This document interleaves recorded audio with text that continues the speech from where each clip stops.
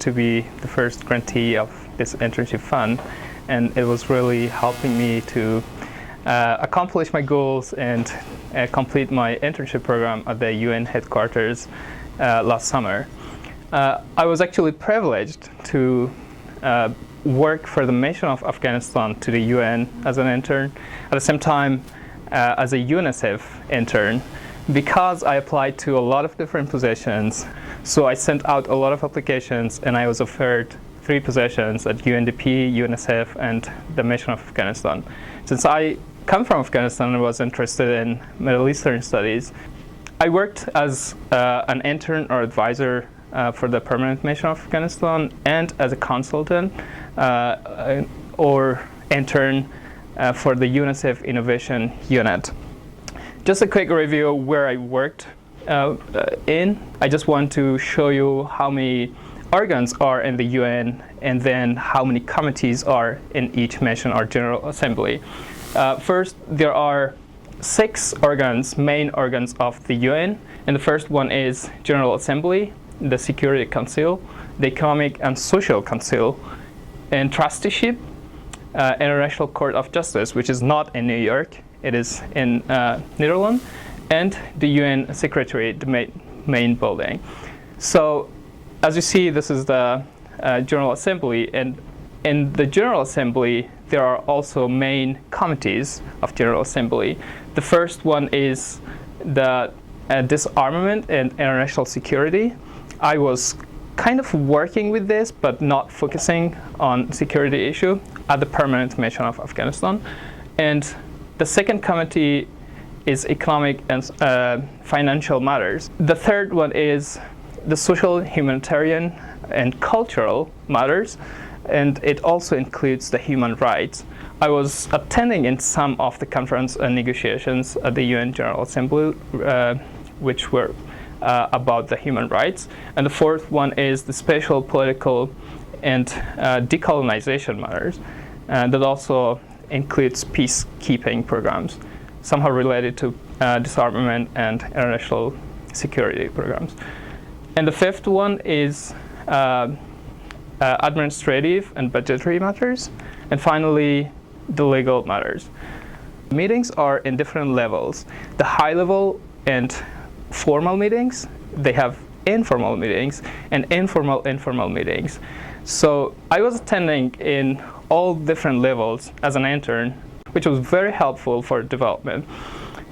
The first annual multi-stakeholders forum, which was STI, this was the first time that it was happening in the UN headquarters. They brought together a lot of different organizations, private sectors, the scientists, and multi-stakeholders in order to focus on the role of technology and innovation and science. The national contribution to SDG 7, which is about sustainable energy, that's an alternative energy source for fossil fuel. So Astana Expo 2017 that happens I think in a few months in Kazakhstan. Kazakhstan was hosting this, and they talked about their plans and how they want to introduce innovation and technology in order to replace the old system of fuel. Then the ESCAP, or there were some side events actually, which were informal events that I was privileged to attend, and they were focusing on specific region, including Afghanistan or Middle East or South Asia, which was mostly about economic and social affairs. And finally, G77 or Group 77 meetings that I attended a lot of events. As you see here, it's the UN Web TV. It was broadcast live, and you can actually access to the UN library. So here is one of the side events, and the other important event that I attended was the UN debate showcases new global leadership. We have a new Secretary General at the UN this year, and this was the debate actually that I attended. That I was taking note about their plans, and also, as you see in the right, it's the Security Council. Sometimes I was attending to learn about the conditions in different countries, especially Afghanistan. I also worked with the UNICEF Innovation Unit. I was privileged to learn a lot of things about international innovations and how UNICEF manages all of this and connects different societies and communities. As you know, UNICEF works for children in order to improve lives for children. In the face of climate change, we experience a lot of challenges. Disruption, we do not have access to enough resources in different communities, especially in the developing world. And you know, the migration disruption, climate change, the drought, these are all challenges that we cannot provide opportunities for children to access these services. And the innovation unit is a over here. It's a group of interdisciplinary people. It's actually scientists. It is data analysts, it's researchers, designers, and all of these people, they come together in order to design different programs to provide access to, services to children. They have some rules. When you innovate, you have to follow these rules. And design with the user, you have to be data-driven, and you have to build for sustainability. It's a little bit different from other type of humanitarian program. I really love it because it connects the organization to the community and the people. And there are three parts that they are focusing on: the features, the ventures, and the scale. The Global Innovation Center, or SCALE, is expanding the works in different sectors. In health, for example, in Uganda, there are over 61,000 users in every health facility. They introduced a platform in order to use some basic technology like cell phones to connect the community and children to the main hub or the network. And then they collect the data at a fast rate, and then this data can help the UNICEF or other decision makers to allocate services where it is required. Then the drones or UAVs is another technology that the UNICEF is using for improving lives for children.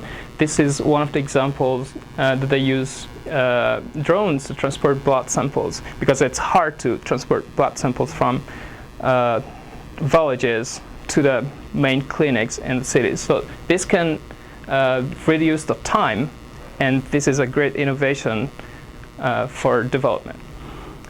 Youth engagement, as I told you, they have a platform to connect youth to the system or to decision-making processes. There is U-Report, one of the important technologies they use. It is in 24 countries, and over 2 million people are connected and use this system to inform the UNICEF about certain issues. For example, they send a question with 4 answers, multiple choice question. Then you can select A, B, C, or D. In this survey, there were 87,223 people who subscribed or replied. 66% were men, and 34% were women. And that graph shows the age range. So you see that 34% were between 20 and 24, and they answered this question: do you agree that sex for grades is a problem in our schools?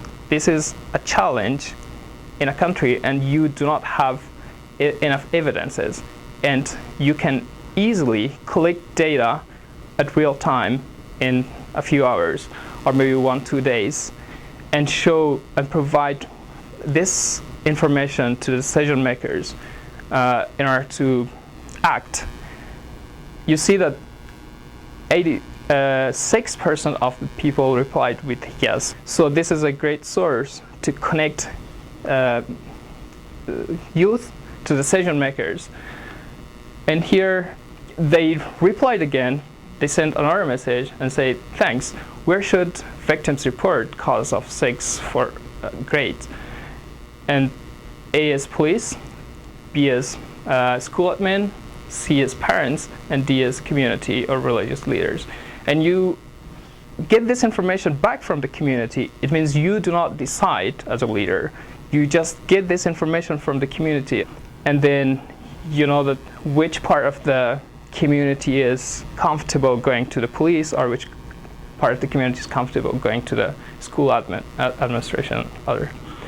In education, you know that some of the UN agencies, including the UNICEF, they subcontract local organizations.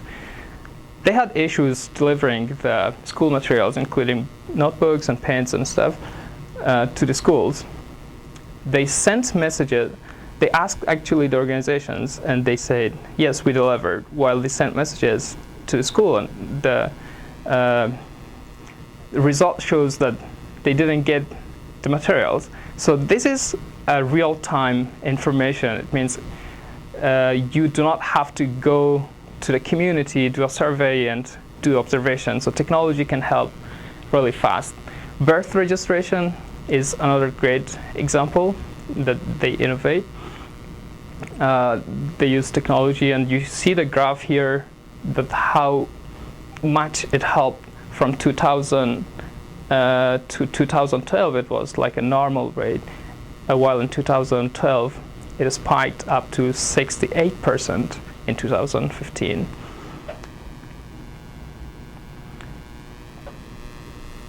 They have ventures. It's prototyping and testing the potential solutions.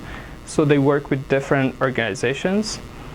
I don't want to talk a lot because I want to save time for the last part.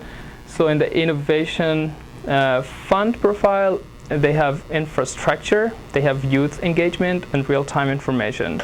So there are 3 parts that they're focusing on. As I mentioned, the real-time information is helping with the fast decision making, collecting the information from the youth and the community. Youth engagement is again working on this platform and building infrastructure. One of the recent innovation is actually working with big data and connecting different organizations together and collecting data from different sources and building layers for decision making. And the futures part is helping markets that impact children. As I mentioned, we use technology from nice to have to need to have. It's highlighted. As you see, this one, here's a small chip into this tool that collects all the data about vaccination of children or any data about this child, because in some developing countries there is no birth registration, there is no